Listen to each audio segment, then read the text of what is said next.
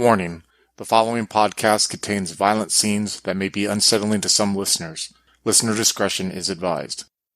In the cold winter of 1989, a Sabbat pack, who has suffered an immeasurable loss, is given an ultimatum. Go to the Twin Cities in Minnesota, investigate why a deeply embedded pack has stopped reporting back, or meet their final death. This is Vampire the Masquerade, Twin Cities by Night, Sorrow, a tale of loss and regret that follows the Sabbat pack known as the Nothing. Join us with Becca playing Linda, a Milcavian anti-tribute, Craig playing Jake, a Pander, Jorian playing Abigail, a Ravenos anti-tribute, Monica playing Jenny, a Shamizi, and Slavic playing Charlie, a Bruja anti-tribute, and Chris as the storyteller. If you'd like to contact us, you can find us on Twitter at twin_cities_BTM or on Facebook and Discord as Twin Cities by Night. We hope you enjoy.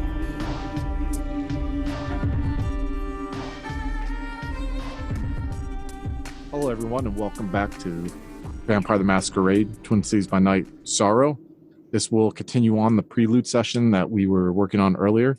Just a quick update.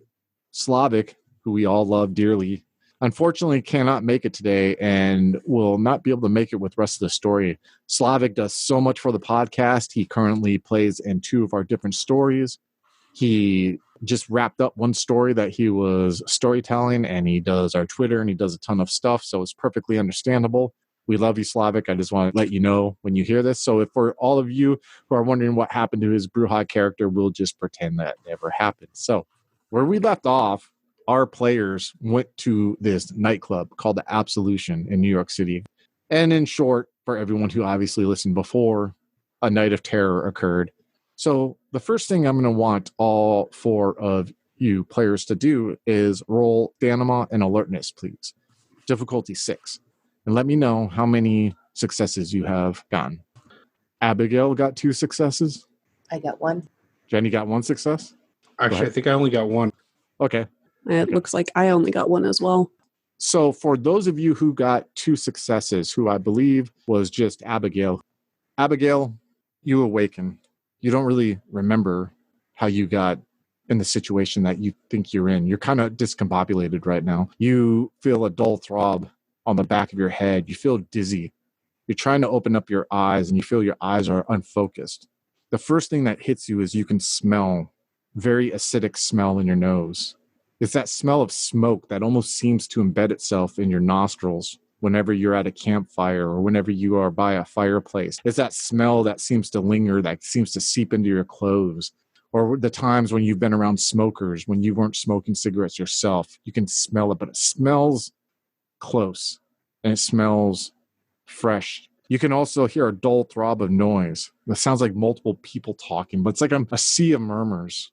You're trying to use your consciousness to pick out what's being said, but it's hard for you to, because it sounds just like this waves of voices that are cascading upon you from all these different directions.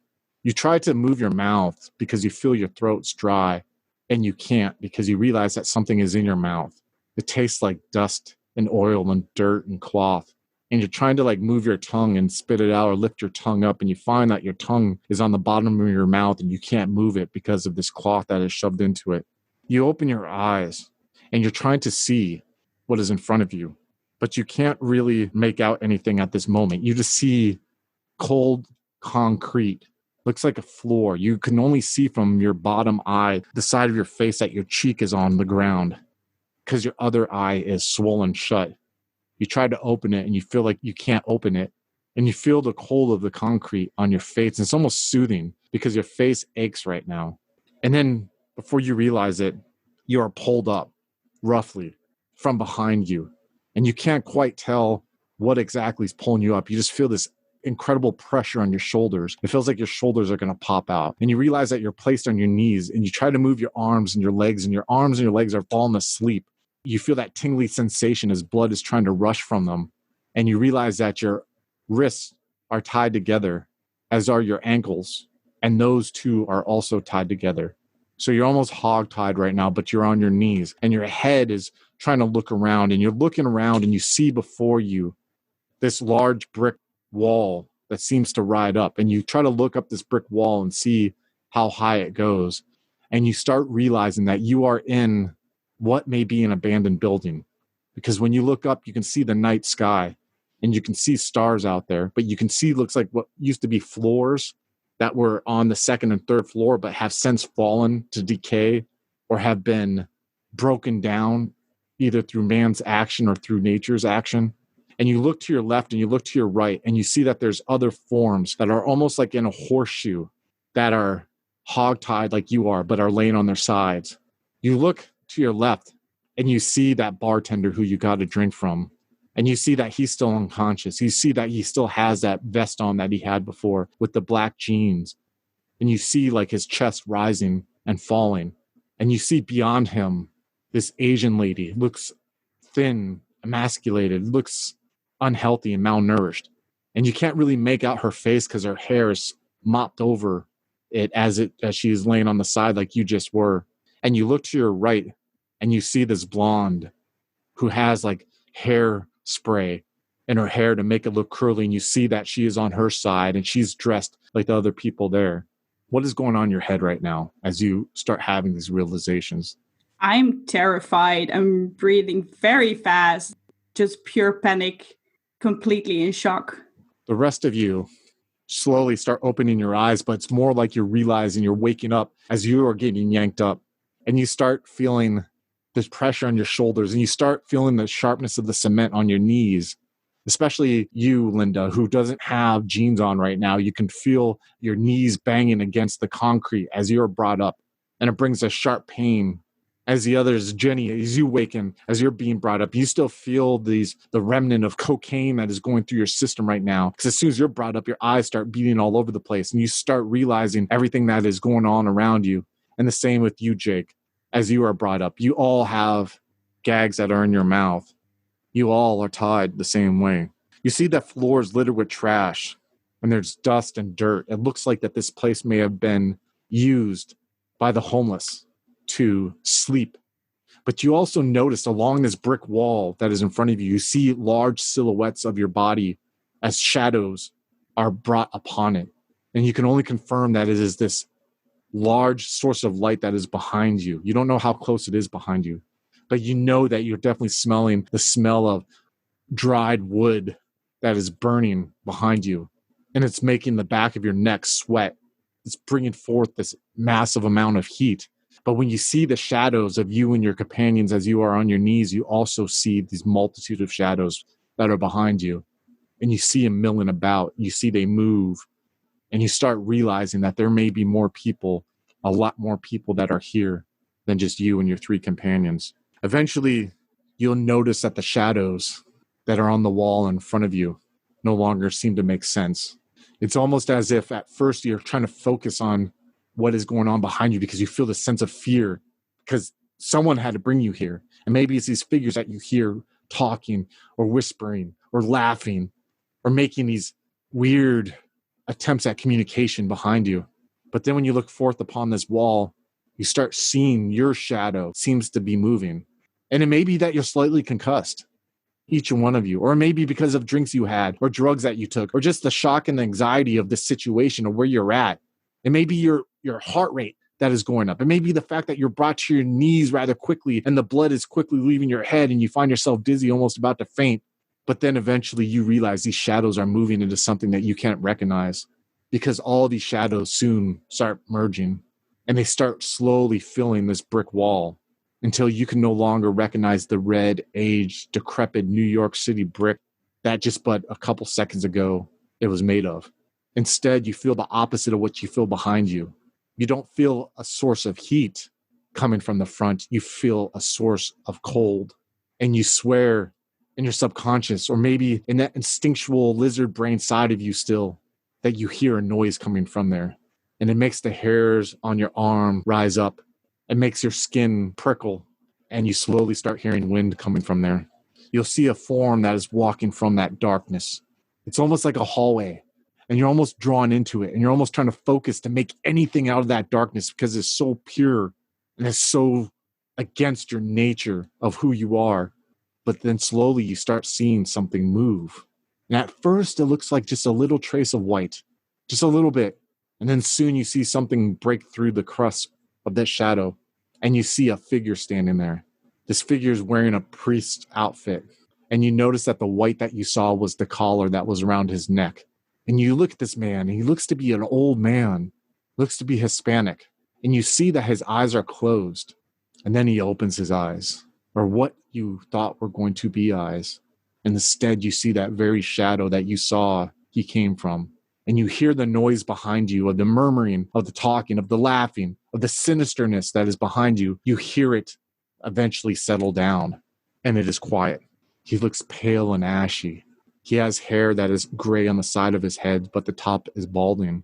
This man walks 3 feet closer to you, and you realize that his eyes, or his lack thereof, are scanning each and every one of you. He raises his hands to the side of him, and you hear absolute silence behind you, except for the cracking of wood, the popping of wood. You hear the fire going on behind you. You hear the distant honking of a horn that sounds like it's miles away. And this figure raises his hands and screams, "Thus spoke Cain!" And you hear from his voice, it sounds like his English is accented, almost as if it came from the South or came from Mexico. And he says, "Know thou that, as in all things, the father overcomes the child, the mother her daughter. Only through me will you come to truth. Only through me will you come to peace." And when he says that, he looks at each one of you four. "Only through me you come awake to your power. Know thou that the right of life or death, as it was in my times, will ever be the sire's over the child's, for it has been set in heaven, as well as in this world, the way of things." Jake, with being lifted up and witnessing what you're seeing right now, can you even fathom thoughts right now, or what is going on in your head? Jake is completely terrified right now. He's probably crying a little bit, figuring he's the victim of some like jumping in a gang or something with some like occult twist, and he doesn't see any way around this. He's pretty sure he's going to get his throat slit or thrown onto that bonfire or something, and like he probably can't even bring himself to struggle. He's so like gripped with fear. Is he at that point where he's starting to think about what's going on in front of you? Or are you thinking about the conclusion of all this? You mentioned that you're afraid that you're going to get your throat slit and thrown into that fire. Is that like a foregone conclusion in your head now? Are you starting to think about your, like seeing your life flash before your eyes? Are you starting to think about your wife and your daughter or anything to that extent? I think he's very much in the moment. He's taking in all these words that this priest guy gang member is saying to him, and he thinks it's like utter nonsense, and he's just kind of waiting for the other shoe to drop. And how can you ever prepare for this? I'm not sure like if he'd even be thinking of anyone else other than himself right now, because he's just that terrified. What about you, Jenny? What is going on right now as your traces of the cocaine that you did are still slightly in your body right now, or the pills that you may have popped this morning and everything that you're witnessing right now? Are you able to think clearly, rationally with what's going on? Jenny right now is completely wide-eyed. Her eyes are just full of tears. She's trying to struggle against the restraints. She's looking at this figure and she's thinking kind of along the same lines as Jake. Who is this man? All she knows is this man is for sure here to harm them. She's big on watching the news, so every kidnapping, every disappearance, she's kind of thinking she's fallen victim to something like that. And she's looking around, she sees 2 other women and 1 man, so she's worried she may get raped and then murdered. So right now she's shaking with fear. She's sobbing and fighting against her restraints as best as she can. So is Jenny, before all the events that just occurred, was she the type of person that was highly anxious due to all the substances that she was putting in her body? And you just mentioned like she was watching the news in the 80s in New York City, which people aren't aware. New York in the 80s had a pretty bad reputation of being a place of crime, especially in mainstream American culture at that time. Was that something that made your character pre-nightclub, pre this evening, a nervous wreck also?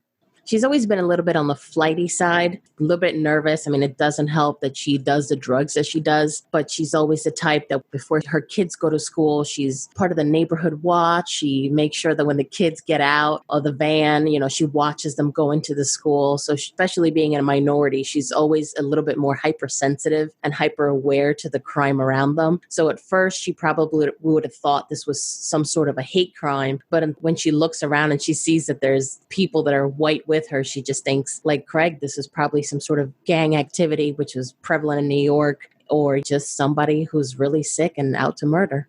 Yeah, for sure. I mean, how can anyone wrap their head around what is going on right now before them, other than in the most simplistic terms that they are, the framing that they have framed their existence in previously to all this.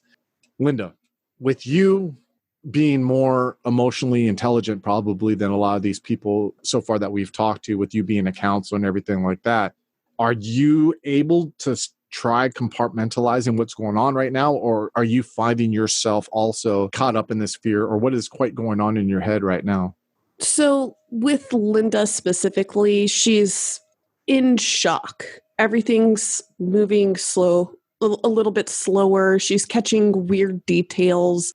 It probably doesn't help that her glasses have been lost at some point during this process, and so everything's just a little bit fuzzy for her. She can't quite make out all the same details. So that almost acts like a help or a barrier with that. And in a way, she actually knows that she's in shock, but doesn't really want to try to combat that and is willing to just let the situation play out. And she starts to focus when the priest starts to talk. He's talking about the parents and their children, and Becca, knowing what he probably means, she doesn't comprehend. She's like, well, why would the father, I'm sorry, I forgot the specific terms that you used. It says, know thou that as in all things, the father overcomes the child as the mother, her daughter. When it talks about, know thou the right of life or death, as it was in my times, will ever be the sire's over the child's. So it's this weird, yeah, like you're saying, I love that you said that you're in shock, but you're openly embracing that shock because it's helping you have a slower mind and kind of rationalize what's going on. You catch a lot of weird religious innuendo. Matter of fact, I'm going to have you roll if you don't mind, Linda. I'm going to have you roll me perception and occult, difficulty 6, please. All right, so remind me with this version of vampire, if I don't have occult, I take 1 die from the pool. You can't roll if you don't have occult. Oh, okay. But I'll let you. Do you have academics? I do. Okay, let's do a perception and academics, but I'll just bump the difficulty to 7, okay? Okay. Hot diggity dog. 4 successes. Wow. Okay, so your mind has slowed down. Your eyes traverse real quickly the people to your left. And you're seeing like Jenny trying to get out.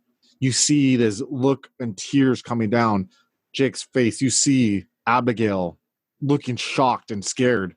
But you're really finding that you're not feeling these emotions right now. There's a moment you look at them, you compartmentalize it, you look forward. And you hear this man speaking to you. And it brings you back to when you were a kid. And you would have to go to church. Were your family the church-going type when you were a kid? Yes. Were they Christian? Were they Jewish? Or what religion would you say they were? And if they were Christian, what denomination were they? That's a good question. I was thinking, especially going forward, how she would interact with Catholicism. So I do like the idea that she grew up in the Catholic Church. Okay, and that makes sense because in this situation, while you're on your knees and you're watching this man speak and you see that he has the priest garments on, even though whenever mass was given, usually they'd put the robes over their garments, but there's a lot of times you saw that priest would walk around with the black suit and the white collar on, and you see him speaking, and this old behavior, this old training in your head clicks, and you learn, like, I'm going to listen to what he is saying before me. And you realize as he's speaking for a second, the little child in your mind starts feeling like he is preaching from a Judeo-Christian background. You realize the tempo. You realize the cadence in which he speaks, especially the line where he says, for it has been set in heaven. When he says that, it just rings in your head because it brings back all these memories of you sitting there, sometimes bored, sometimes with your hand, your little hand in your mother's hand, while your dad sat on the other side of you and just looking up at this priest speaking. And you're starting to realize, wait, this isn't some madness coming from his mouth. This is like grounded in some kind of reality, the same reality that your church was founded in. You saw Pope John, who's the Pope at this time, on TV, and you see these masses come to Rome to see him, especially on Easter or on all these different holidays, and how he would speak to them. You almost feel that when this man speaks to you. Does that make sense there? Yeah, that there's a history behind this, and that there's a presence more than just what I'm seeing right in front of me. Especially with the quiet you hear behind you. Because you know there's people behind you. You can't look behind you, but you know that there's people behind you. And how it's completely silent now. They're all entrapped in this man's word. I think with all that kind of happening, it's, yeah, like you mentioned, just that focus and calm surrealism. I love that. I was like, man, I'm going to ask them all how they feel. And they're all going to be like, we're fucking scared, asshole. What do you think? You know what I mean? But like hearing each of these individual answers, you know what I mean, that are coming from with these different perspectives is why I love asking characters what they're feeling, because that brings out this whole other layer to the story, which is awesome. So Abigail, you said earlier that you were scared, obviously, for what's going on. Now with these actions happening and this man speaking and seeing that there's others, because you, like you said, you were the first one who were awoken at this moment. Has that changed at all what you're feeling? Has it added any more complexity to it? Or is it you still feeling the same how you felt before?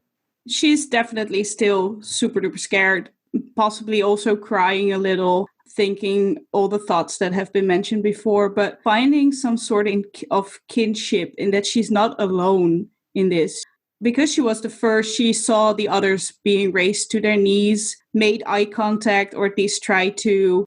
It's helped her calm down a little bit, coming down of that shock.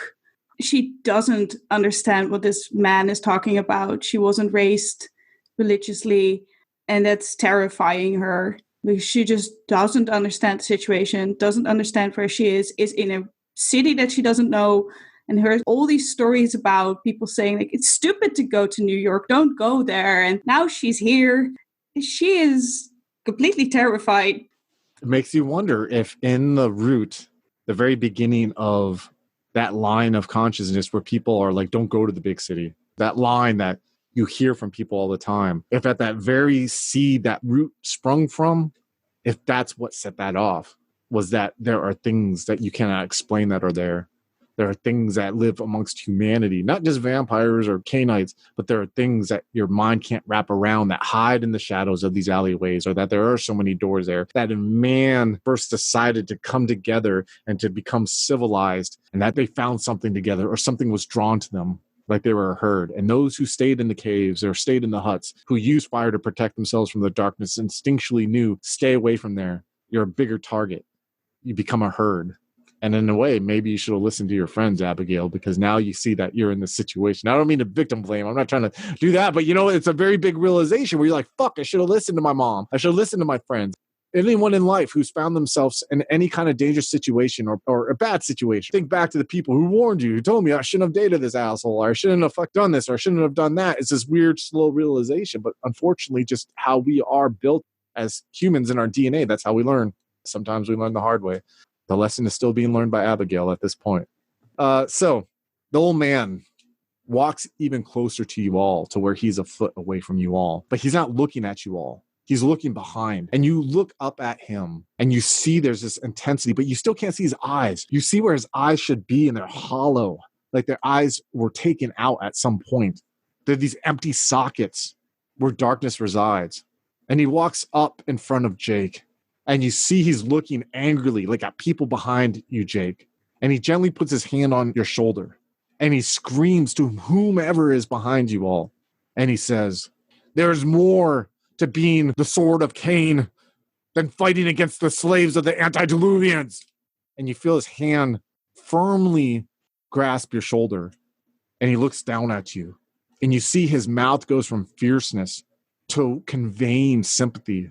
And his eye sockets that are empty, that have little laps of flesh where his eyelids were, almost seem to crease to show sympathy. And he turns to his left and he walks towards Jenny.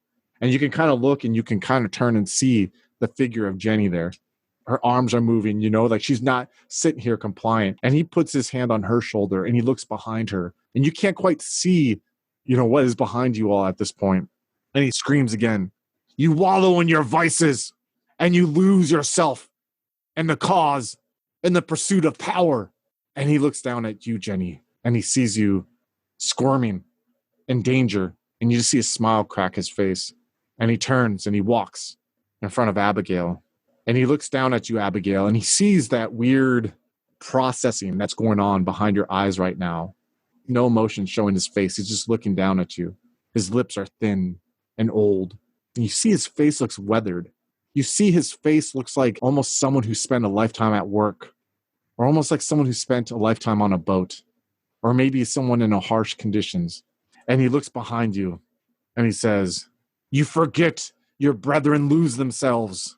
The children drink from the spoiled milk, the infernal beast that taints from the infested bowels of the corrupted." And he turns and he walks away from Abigail. And he's walking and he stands in front of Linda. And there's a moment where he looks down at you, Linda, and he sees you just like listening. He sees the shock and you see his head tilts a little bit. I mean, I'm not saying he's thinking this, but almost like, look at this shit. Like he's looking down at you and you see he's like almost like confused for a second. And you see he doesn't even put his hand on his shoulder, but he almost nods like approvingly to you. And he looks past you to the back and he says, "But two have proven themselves as soldiers of the fight, and they will be rewarded." And then you hear murmuring again, and you see this figure turns his back to you all, and his hands go back out to his sides. And you hear him look up to the sky, and you hear him scream, "Pay reverence to La Novia!" And you see from the shadows this figure walking forward, and you see she's wearing this nun's outfit, and you can't quite make out her face. You just see it's pale as she's coming forward. For those of you who don't know what La Novia means the bride in Spanish. And so you see that this figure comes walking forward. You hear murmuring in the background, and you hear a chant start coming from behind you. And at first it's gentle. And it's La Novia, La Novia, La Novia, La Novia. And it almost goes into like cadence. And you see this figure just seems to be gliding almost across the floor. You can't really see her feet walking because of this nun's outfit that drapes over her feet. And you see the flames almost seem to get brighter around you as she's just standing there in front of the priest. And you see the priest goes on one knee and he bows his head in front of her. And then he gets up and he goes and he kisses her on each cheek. And you all three can hear him say something in Spanish to her. Do any of you speak Spanish, by the way? I think Abigail does. Abigail, you can hear him whisper to you, and he goes, "My sister, I have loved you and I love you always. They are ready for you." And you see him like go walk slowly behind, and then he goes and he turns and like his back's against where the wall was, which is still shadow. And you see him just patiently looking with his hands behind his back. You see her lift up her arms and she motions forward with each arm. And you can hear behind you these chants murmuring La Novia, La Novia. But you can hear, especially behind you and Jenny and Abigail, you can hear like almost like the voices kind of move a little bit. And you feel on your left, Jenny, you feel like a person brush against your shoulder. And on your right, Abigail, you feel a person brush against your shoulder. Like someone's like walking past you as you guys are kneeled. And all four of you see the back of these figures. And one is the woman, the younger teenage 17-year-old looking girl, the one that you gave a drink to, Jake, or the one, Jenny, who when you were doing bumps of cocaine that you saw, who walked up to you, and you see her back walking up to La Novia, and you see her take a knee in front of her, and you see the man that you lost the flirting contest with, Abigail, the same man, Linda, who was with your friend making out in the booth and who invited you to join them. You see him walk, but this time he doesn't have his jacket on. He just has his black jeans on as he walks forward. He still has that black rosary that's on his chest, and you see him take a knee before her. You see the female grab a side of the nun's robe, the one that they are identifying her as La Novia, and you see the male take the other one, and you see them pull each of the robes aside. And the flames from this unknown source illuminate this body. It takes a moment to realize that it doesn't look like what you would expect. You see the color of flesh, but you don't see like breasts, or you don't see a navel, or you don't see anything like that. It takes a moment for your eyes to rationalize what you are seeing. It looks like wax that is almost melted. It looks like scar tissue that is almost all completely over her chest. And then you see, it almost looks like as if her chest is taking like breaths, but it's moving like deep breaths. And soon you will see where you would almost assume pectorials would be. You see 2 eyes open on that chest. And you see that where her abdominal would be, you see a smile, a broken smile of jagged teeth. And from her shoulders, you see slowly comes out 2 horns. And you'll see she'll raise her face to the sky as this mouth is moving. And you hear this guttural laugh that seems to come from where that mouth on her upper torso is. And this inhuman scream comes from her as she's screaming into the night sky. And the old man will raise his hands, and you'll see shadows start moving again behind you as this screaming is going on, as these 2 figures are standing next to her with the robes. And you'll see the man beckon people who are behind you as you feel this fear cascade upon you. If you are enjoying Vampire the Masquerade, Twin Cities by Night Sorrow, and are looking for more Sabbat stories, you can check out our Vampire the Masquerade story, War is on Fire, which tells the tale of the Pale Riders Pack and takes place on the border of Texas and Mexico. We hope you enjoy.